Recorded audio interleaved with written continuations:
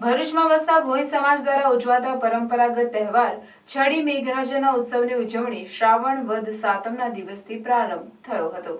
શ્રાવણ વદ સાતમથી દસમ સુધી ચાલનાર મેઘરાજા ઉત્સવમાં ભોઈ, ખારવા તેમજ વાલ્મીકી સમાજ દ્વારા વરસાદના વિરામ વચ્ચે છડી નોમની શ્રદ્ધા અને પરંપરાગત ઉજવણી કરવામાં આવી હતી।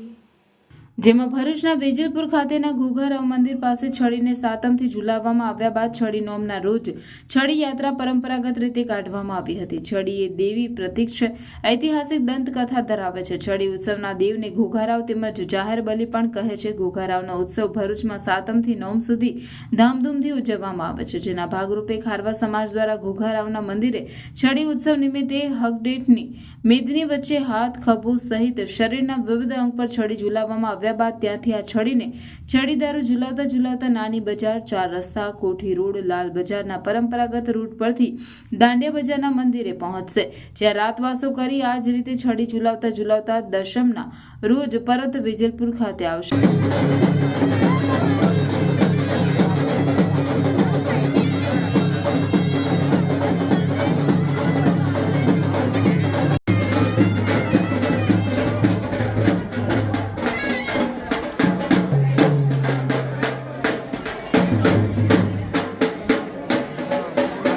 અને વર્ષોથી એનો ઉત્સવ ઉજવાય છે। એમાં દરેક ભાઈ ભક્તો પણ દર્શન કરવા થાય છે।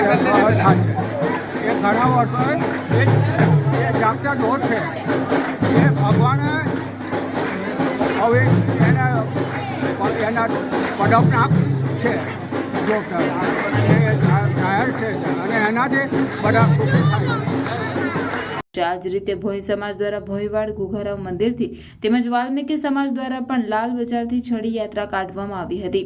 છડી નોમ નિમિત્તે સમગ્ર રૂટ પર ચુસ્ત પોલીસ બંદોબસ્ત જોવા મળ્યો હતો।